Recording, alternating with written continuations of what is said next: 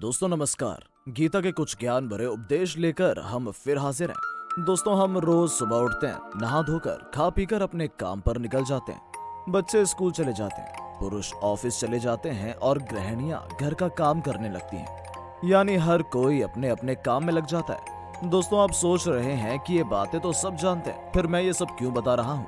क्योंकि आज का हमारा टॉपिक भी यही है। दोस्तों हमारे रोज के दिनचर्या में सबसे मुख्य बात क्या है?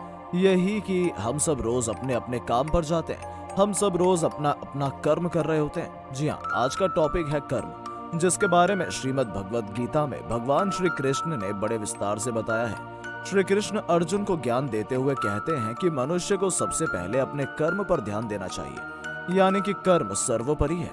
आपने कई बार ये बात सुनी होगी कि काम ही पूजा है। ये बात बिल्कुल सच है दोस्तों, क्योंकि भगवान श्री कृष्ण ने भी गीता में यही कहा है। कभी सोचा है कि क्यों कई बार हम ऐसा कहते हैं कि अरे यार आज बहुत बोर हो गए, आज तो कुछ काम ही नहीं था करने के लिए। बस इसी वाक्य में आपकी सारी परेशानी का हल छिपा हुआ है। क्योंकि जब हम अपना कर्म नहीं करते हैं तो हमें कुछ भी अच्छा नहीं लगता है। हमें ऐसा लगता है कि हमने कुछ किया ही नहीं है, आज का दिन बेकार चला गया। श्रीमद् भगवद गीता में भी श्री कृष्ण ने यही कहा है कि बिना समय गवाए अपना कर्म करते चलो, नहीं तो समय चला जाएगा और तुम पछताने के अलावा कुछ नहीं कर पाओगे। गीता के दूसरे अध्याय में 47वें श्लोक में श्री कृष्ण ने कहा है कि कर्मण्येवाधिकारस्ते मा फलेषु कदाचन मा कर्म फले तु भूर्मा ते संयोगोस्तव कर्मणि। अर्थात श्री कृष्ण कहते हैं कि हे अर्जुन, तेरा अधिकार सिर्फ तेरे कर्म तक ही सीमित है। कर्म के फल पर तुम्हारा कोई अधिकार नहीं है, इसलिए तुम सिर्फ वही कर्म करो जो तुम्हारे अधिकार क्षेत्र में है। तुम वो काम बिल्कुल मत करो जो तुम्हारे अधिकार क्षेत्र में नहीं है। इसलिए कर्म फल के बारे में मत सोचो, उसे अपना उद्देश्य मत बनाओ और ऐसा भी मत करो कि काम न करने में तुम्हारी रुचि हो। मतलब तुम्हें हर परिस्थिति में सिर्फ कर्म करना है, वो भी बिना परिणाम के बारे में सोचे। मतलब कि मनुष्य को बिना फल की इच्छा किए अपने कर्तव्यों का पालन पूरी निष्ठा और ईमानदारी से करना चाहिए। यदि कर्म करते समय फल की इच्छा मन में होगी तो आप पूरी निष्ठा से साथ वो कर्म नहीं कर पाएंगे। निष्काम कर्म ही सर्वश्रेष्ठ परिणाम देता है। इसलिए बिना किसी फल की इच्छा से मन लगाकर अपना काम करते रहो। फल देना ना देना या कितना देना, ये सभी बातें परमात्मा पर छोड़ दो, क्योंकि परमात्मा ही सबका पालन करता है। गीता के दूसरे अध्याय के 48वें श्लोक में श्री कृष्ण ने कहा है कि योगस्थः कुरु कर्माणि संग त्यक्त्वा धनंजय सिद्धे सिद्ध्यो समो भूत्वा समन्तव योग उच्यते।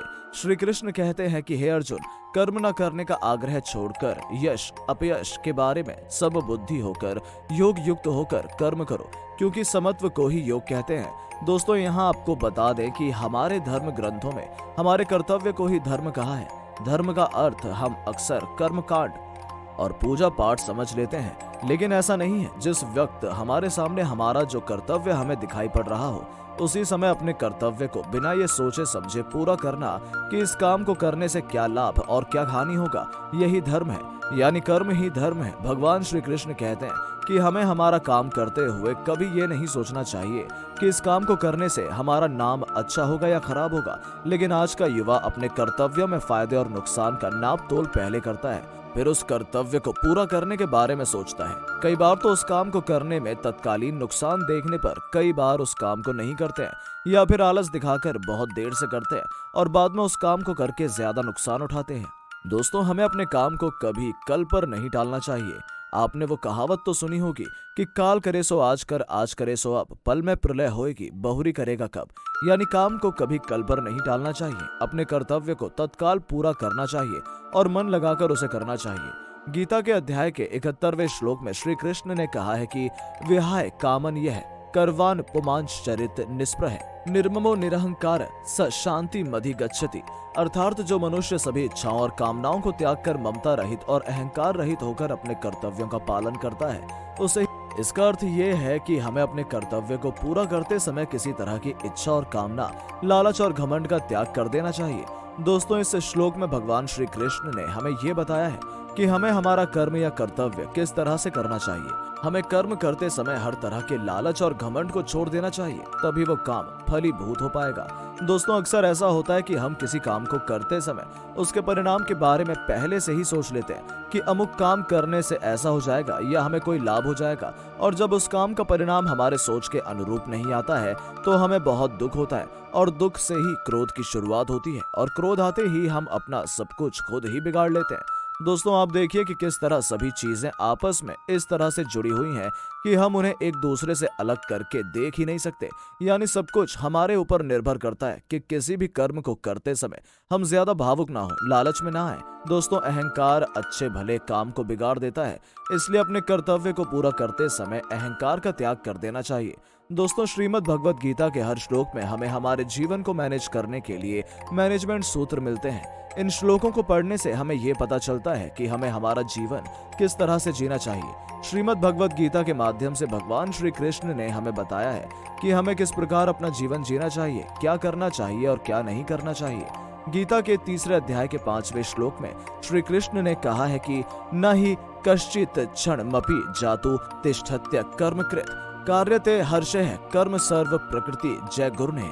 अर्थात कोई भी मनुष्य क्षण भर भी अपना काम किए बिना नहीं रह सकता। सभी प्राणी प्रकृति के अधीन है और प्रकृति अपने अनुसार हर प्राणी से कर्म करवाती है और उसके परिणाम भी देती है। मतलब हम हमेशा कुछ न कुछ करते रहते हैं, हम बिना काम किए रह नहीं सकते, और अगर हम कुछ नहीं कर रहे हैं तो खाली बैठे रहना भी एक तरह का कर्म ही है, जिसके फल के रूप में हमें समय की हानि, पैसे का नुकसान और अपयश मिलता है। यानी हम कुछ कर्म करेंगे तो हमें कुछ न कुछ तो प्राप्त होगा और लाभ होगा, और यदि हम कुछ नहीं करेंगे तो भी हमें कुछ न कुछ मिलेगा, वो है अपयश, हानि और आलस।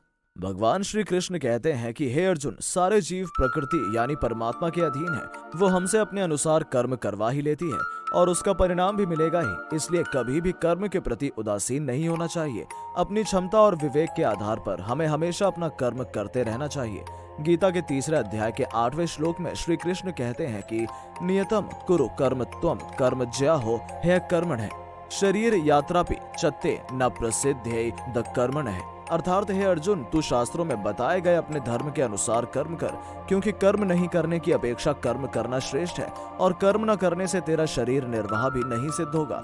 दोस्तों, पूरे गीता में भगवान श्री कृष्ण ने अर्जुन के माध्यम से पूरी मानव जाति को उसे जीवन जीने के गुण सिखाए हैं, और वो भी सूक्ष्म से सूक्ष्म रूप में। यहाँ भी श्री कृष्ण अर्जुन के माध्यम से मनुष्यों को समझाते हैं कि हर मनुष्य को अपने अपने धर्म के अनुसार अपना कर्म करना चाहिए। जैसे विद्यार्थी का धर्म है पढ़ाई करना, एक सैनिक का धर्म है देश की रक्षा करना, एक पिता का धर्म है अपनी संतान की रक्षा करना, और एक माता का धर्म है अपने संतान की उचित परवरिश करना।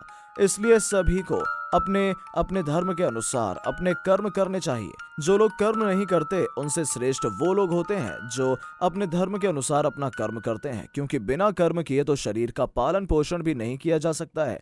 जैसे परिवार के मुखिया का धर्म है कि वो पैसे कमा कर लाए और अपने परिवार का पोषण करे। अगर वह अपना धर्म छोड़ देगा तो वह ना तो खुद का पोषण कर पाएगा और ना ही अपने परिवार का।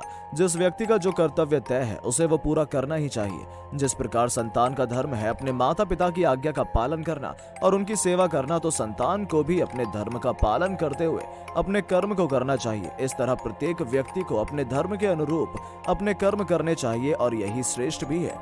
गीता में भगवान श्री कृष्ण ने यह भी बताया है कि हमें किस प्रकार का कर्म करना चाहिए। श्री कृष्ण कहते हैं कि हमें हमेशा सदकर्म करना चाहिए। सदकर्म यानी अच्छे कर्म। हमें हमेशा अच्छे कर्म करने चाहिए, क्योंकि हम जो भी कर्म करते हैं प्रकृति हमें वापस देती है। अगर हम अच्छे कर्म करेंगे तो हमारे साथ भी अच्छा ही होगा। इसलिए हमें हमेशा अच्छे कर्म करने चाहिए, और अच्छे कर्म कभी बेकार नहीं जाते, वो किसी न किसी रूप में हमारे पास लौटकर जरूर आते हैं। श्री कृष्ण ने गीता में कर्म फल के बारे में भी बताया है। उन्होंने कहा है कि 3 प्रकार के कर्म फल होते हैं। गीता के 18वें अध्याय के 12वें श्लोक में श्री कृष्ण ने कहा है कि अनिष्टमिष्टम मिश्रम चत्रिविधम कर्मणः फलम भवत्यत्यागिनाम प्रेत्य न तो सन्यासी नाम क्वचित। इसका अर्थ है कि कर्म का फल 3 तरह का होता है, इष्ट, अनिष्ट और मिश्र। जिस परिस्थिति को मनुष्य चाहता है वह इष्ट कर्म फल है, जिस परिस्थिति को मनुष्य नहीं चाहता है वह अनिष्ट कर्म फल है, और जिसमें कुछ भाग इष्ट का और कुछ भाग अनिष्ट का है वह मिश्र कर्म फल है। वास्तव में देखा जाए तो संसार में अक्सर मिश्र फल ही होता है। जैसे धन होने से अनुकूल और प्रतिकूल दोनों ही परिस्थितियां आती हैं। धन से निर्वाह होता है, यह अनुकूलता है, और टैक्स लगता है, धन नष्ट हो जाता है, यह प्रतिकूलता है। मतलब इष्ट में भी आंशिका अनिष्ट और अनिष्ट में भी आंशिका इष्ट रहता ही है। ये सभी फल फल की इच्छा रखकर कर्म करने वालों को ही मिलते हैं, सन्यासियों को नहीं, क्योंकि जितने भी कर्म होते हैं वे सब हमसे प्रकृति ही करवाती है। इसलिए कर्मों का और उनके फलों का संबंध केवल प्रकृति के साथ है। जो कर्म फल का त्याग नहीं करते हैं उनको इष्ट, अनिष्ट और मिश्र ये तीनों कर्म फल मरने के बाद जरूर मिलते हैं। लेकिन जो कर्म फल के त्यागी हैं उनको कहीं भी अर्थात जीते जी और मरने के बाद भी कर्म फल नहीं मिलता। सन्यासियों यानी त्यागियों को कहीं भी कर्म फल नहीं भोगना पड़ता है। दोस्तों, इस श्लोक का अर्थ जानने के बाद तो आप समझ ही गए होंगे कि क्यों भगवान श्री कृष्ण ने कर्म फल का त्याग करने के लिए कहा है।